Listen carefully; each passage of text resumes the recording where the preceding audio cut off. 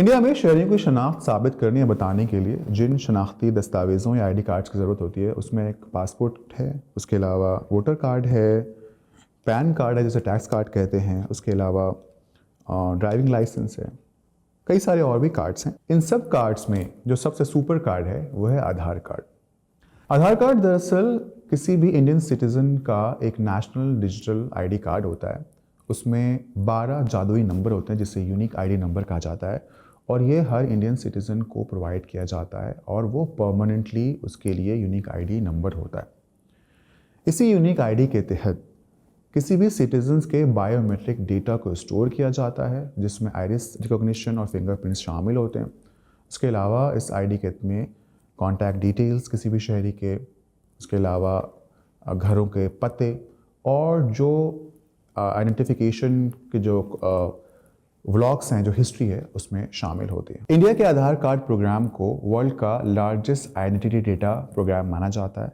इसके तहत अब तक तकरीबन 133 करोड़ शहरियों को आधार कार्ड जारी किए जा चुके हैं। इंडिया में हर शहरी के लिए नेशनल डिजिटल आईडी क्रिएट करने का जो प्रोग्राम है वो तकरीबन 14 साल पुराना है।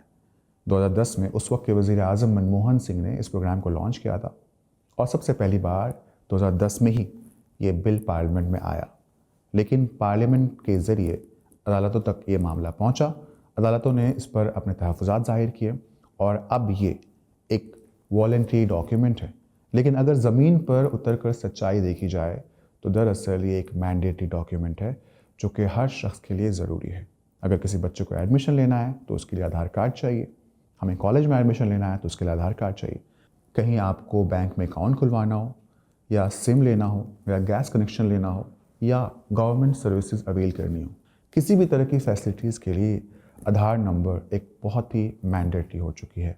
अगर आपके पास आधार कार्ड या आधार नंबर नहीं है तो दीगर डॉक्यूमेंट्स के साथ भी आप अपनी आइडेंटिटी को साबित कर सकते हैं, लेकिन उसमें एक लंबा सिलसिला है और बसा औक़ात वो सर्विसेज आप हासिल नहीं कर पाते क्योंकि आइडेंटिफिकेशन सही तरीके से साबित नहीं हो पाती।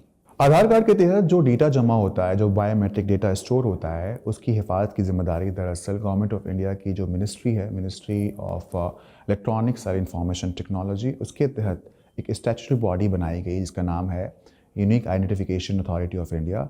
वो उसकी न सिर्फ निगरानी करती है बल्कि डेटा के तहफ़्फ़ुज़ की जिम्मेदारी भी उसी के सर पर। हालांकि सरकार और हुकूमत उन डेटाज़ की प्राइवेसी के ख्याल रखने की यकीन दहानी बार बार कराती है, लेकिन क्रिटिक्स मानते हैं कि ये कभी भी वॉयलेट हो सकती है। हमको बता दें कि जो आधार नंबर है वो टैक्स डॉक्यूमेंट से लिंक्ड होता है और किसी बैंक अकाउंट से लिंक्ड होता है।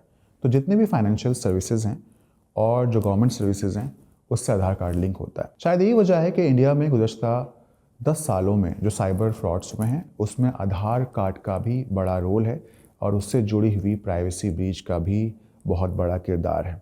इन तमाम बातों के बीच हुकूमत आधार कार्ड के अलावा कई और डिजिटल कार्ड्स बनाने के लिए कोशां है, जैसे कि हेल्थ सर्विसेज के लिए हर सिटीज़न का अपना हेल्थ कार्ड जो कि डिजिटल कार्ड होगा और वो हेल्थ डेटा को जमा करेगा।